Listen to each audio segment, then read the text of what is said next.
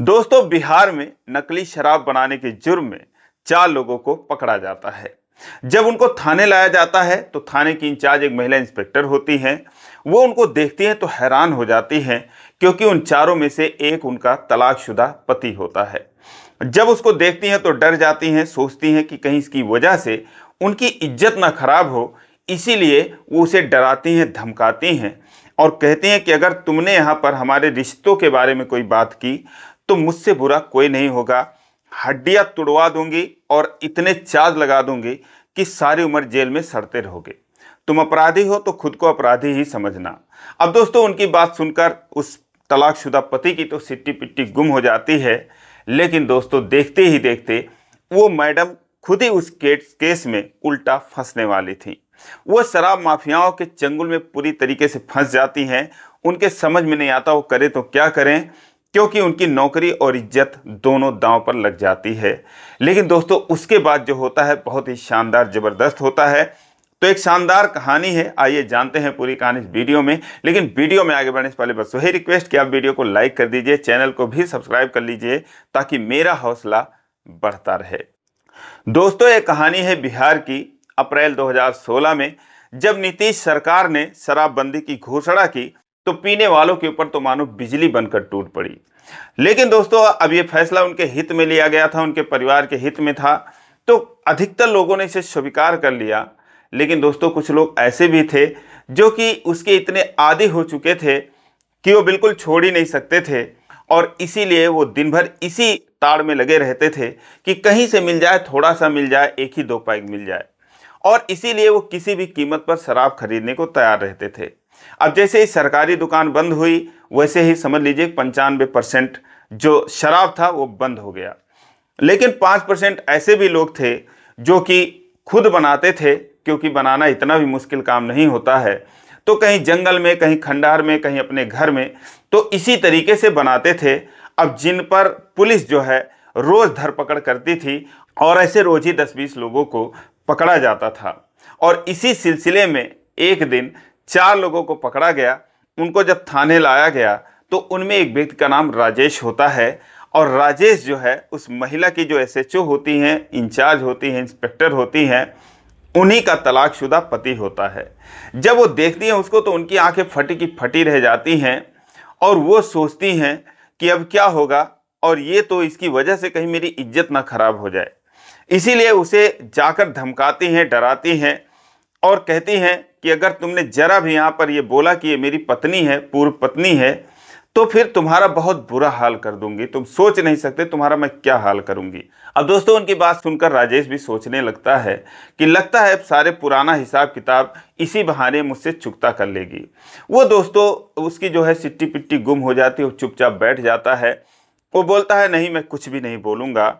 लेकिन दोस्तों, जो इंस्पेक्टर होती हैं उनका नाम नेहा होता है।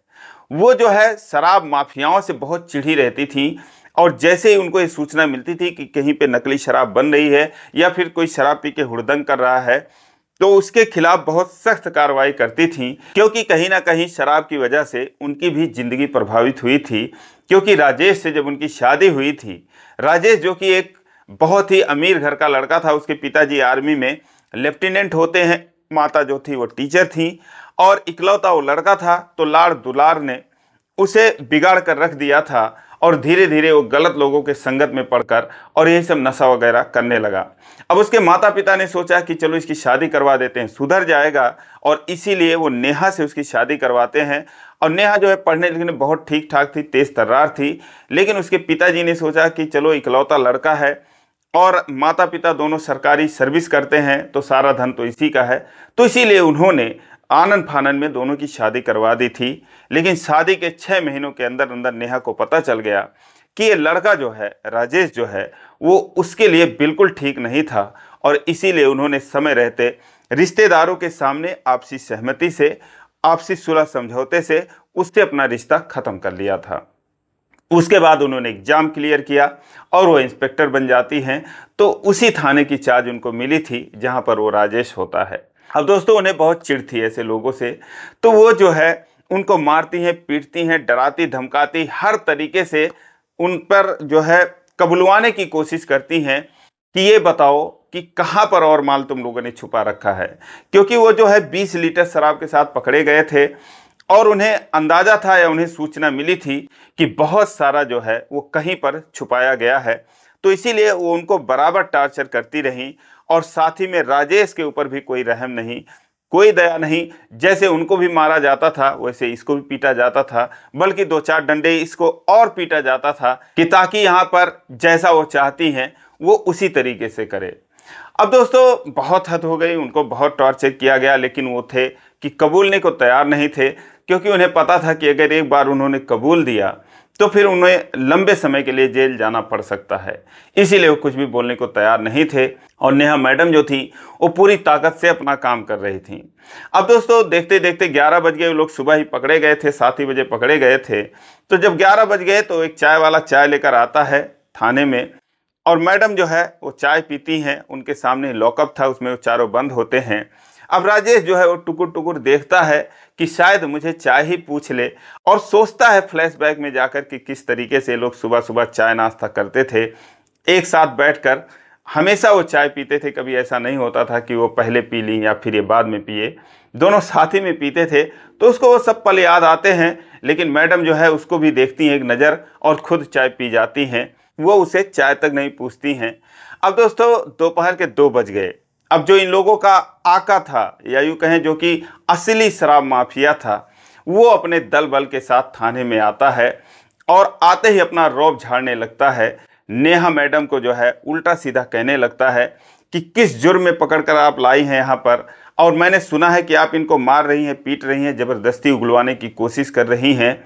आपको एक एक डंडे का हिसाब देना पड़ेगा, आपको जवाब देना पड़ेगा, आप किस लिए पकड़ कर लाई हैं।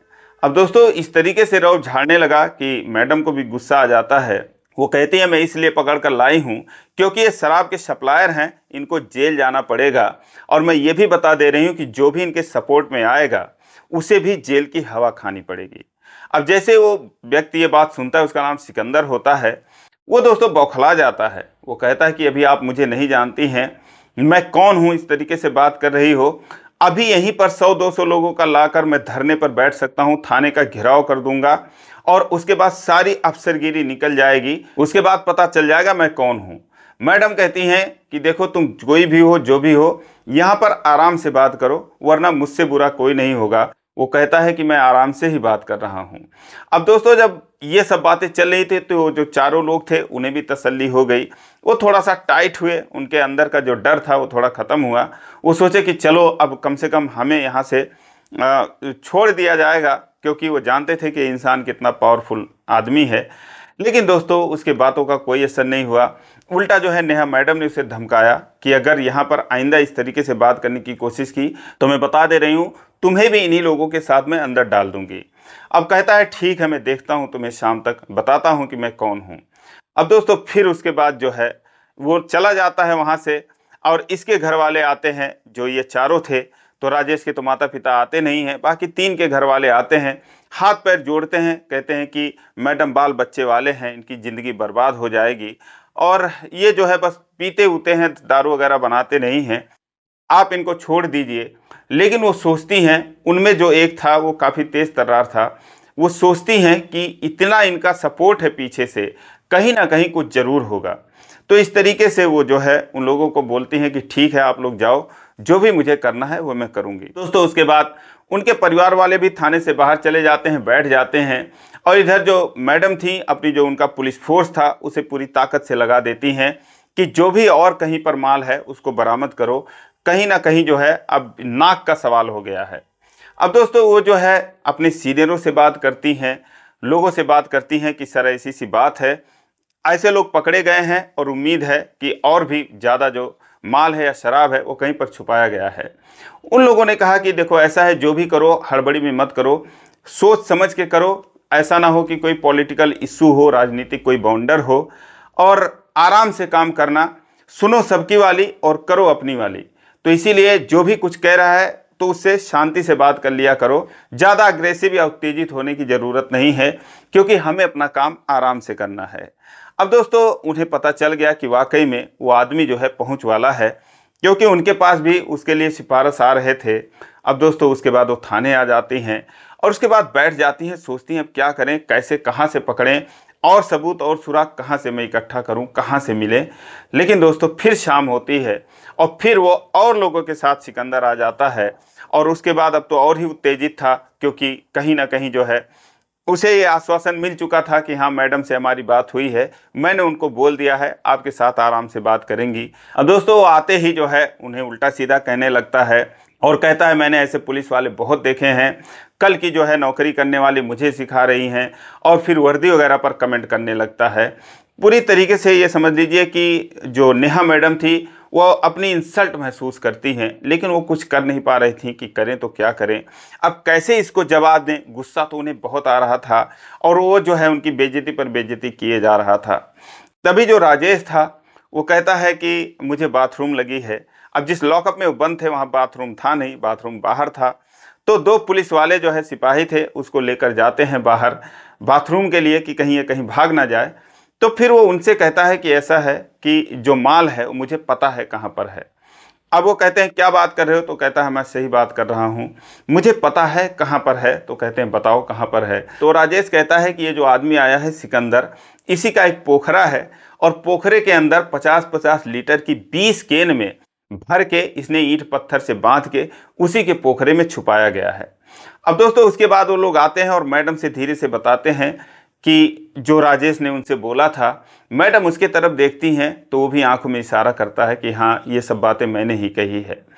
अब जो सिकंदर था उसको वहीं पर बिठाया जाता है और उसके बाद कहते हैं कि ठीक है, मैं जो है 1 घंटे बाद इन लोगों को छोड़ दूंगी, आप निश्चिंत रहिए, आप चाय पानी पीजिए। और उसके बाद वहाँ पर तुरंत पुलिस फोर्स को भेजा जाता है। पोखरे के अंदर जब लोग एंट्री करते हैं तो दोस्तों जो 20 केन थे वो सारे के सारे बरामद होते हैं, यानी 50-50 लीटर के 20 केन, 1000 लीटर शराब जो है वो बरामद की जाती है। अब उसके बाद जैसे वहाँ सूचना मिली कि हाँ ये माल पकड़ा गया है, अब दोस्तों वहीं पर उसे घसीट कर लॉकअप में डाल दिया जाता है और 3-4 लोगों की गिरफ्तारी होती है। इस केस में कुल 9 लोग गिरफ्तार किए जाते हैं। और उसके बाद फिर जो है अब जो बंदा था सिकंदर था उसके चेहरे पर हवाइयाँ उड़ने लगती हैं, उसकी खूब खातिरदारी होती है। उसके बाद उन पर FIR होता है और फिर उन लोगों को जेल में डाल दिया जाता है। अब दोस्तों धीरे धीरे 1-2 महीने बीत जाते हैं और इस केस का ट्रायल चल ही रहा था। एक दिन वो फाइल पलट रही थी मैडम अपने टेबल पर, तभी वो राजेश का फोटो देखती हैं और उसके बाद सोचने लगती हैं कि उन्होंने जो भी राजेश के साथ किया बहुत बुरा किया, इतना नहीं करना चाहिए था। उन्होंने उसको जलील किया, गालियां दी, पुलिस से मरवाया पिटवाया, लेकिन फिर भी उसी ने उनकी मदद की। अगर मदद नहीं करता तो शायद ये कामयाबी उनको नहीं मिलती। उसके बाद दोस्तों 3 महीने बीत जाते हैं, यानी कि जिस दिन वो जेल में जाते हैं ट्रायल चल रहा था और उसके बाद वो जेल में रहते हैं तो 3 महीने बीत जाते हैं। एक दिन जो है जेल के अंदर सूचना मिलती है राजेश को कि जाओ कोई आपसे मिलने आया है। अब राजेश जो है वो आता है खिड़की पर तो देखता है नेहा मैडम उससे मिलने आई हैं जो कि सिविल ड्रेस में हैं। अब उनको देखते ही वो फूट फूट कर रोने लगता है, जोर जोर से रोने लगता है। कहता है कि आप यहाँ पर क्यों आई हैं, आपकी बदनामी होगी। तो उन्होंने कहा कि कोई बात नहीं। अब दोस्तों जो भी जेल में जाते हैं तो उनसे पहले लिखवाया जाता है, 3-4 नाम ऐसे लिखवा लिए जाते हैं कि कौन से ऐसे लोग हैं जो तुमसे मिलने आ सकते हैं। तो जब वो जेल में जा रहा था तो नेहा ने एक बार उससे बोला था कि आप जो है मेरा नाम लिखवा देना वहाँ पर मिलने वालों की लिस्ट में, तो शायद मैं भी तुमसे कभी एक बार मिलने आऊँ। तो इसीलिए उसने नाम लिखवा रखा था, अपने माता पिता का भी लिखवा रखा था और नेहा का भी लिखवा रखा था, एक अपने दोस्त का भी लिखवा रखा था, लेकिन उससे मिलने के लिए कोई नहीं गया था। जब नेहा को देखता है तो वो रोने लगता है और कहता है आप यहाँ पर क्यों आई हैं, आपकी बदनामी होगी। तो नेहा उससे कहती हैं कि आखिर तुम शराब पीते पीते शराब बनाने भी लगे, सप्लाई भी करने लगे। तो कहता है कि नहीं मैं सप्लाई नहीं करता हूँ, मैं बनाता नहीं हूँ, लेकिन मैं पीता जरूर हूँ और इसीलिए मैं इन लोगों से लेता रहता हूँ और मेरे ही सामने उस दिन पोखरे में माल रखा जा रहा था तो इसीलिए मैंने देखा था, मैंने बता दिया। उन्होंने कहा कि मैंने तुम्हें जलील किया, तुम्हें मारा पीटा धमकाया और तुम बता दिए, बहुत अच्छा काम किए, कानून की मदद किए, लेकिन अगर तुम नहीं बताते तो शायद तुम बच भी जाते, तुम सारे लोग बच जाते। अब उनकी बात सुनकर जो राजेश था वो कहता है कि मुझे तो मेरे कर्मों की सज़ा मिली है, मुझे इसी जगह होना चाहिए था तो मैं यहाँ पर आ गया। लेकिन जब वो आदमी जो माफिया था, जो सिकंदर था, आपको जब धमका रहा था, आपको उल्टा सीधा कह रहा था, और आप कुछ कर नहीं पा रहे, तो मुझे बहुत बुरा लग रहा था। इसीलिए मैंने सोचा कि चोरी कर रहा है, ऊपर से सीना जोरी कर रहा है, मुझसे देखा नहीं गया, आप जिस तरीके से सर झुका के बैठी थी, तो इसीलिए मैंने जो है बता दिया। तो नेहा मैडम ने कहा कि तुमने मेरे लिए कहा। राजेश ने कहा कि हाँ, मैंने आप ही के लिए कहा, अगर कोई और होता तो मैं बिल्कुल नहीं बोलता, क्योंकि मुझे पता है कि अगर उन लोगों को पता चल गया तो मुझे छोड़ेंगे नहीं। वो बोलती हैं कि लेकिन अब तुम्हें तो 3 साल की सज़ा हो सकती है, और हम ट्रायल कर रहे हैं, सबकी भूमिकाएं उसमें जो है उजागर कर रहे हैं कि कौन कितना रोल था किसका वहाँ पर। तो जो सिकंदर था वो तो सीधा 10 साल के लिए जाएगा, जो उसका एक और राइट हैंड था वो भी जाएगा 8-10 साल के लिए, लेकिन शायद आप लोगों की सज़ा जो है वो 1-1 साल तक ही हो सकती है।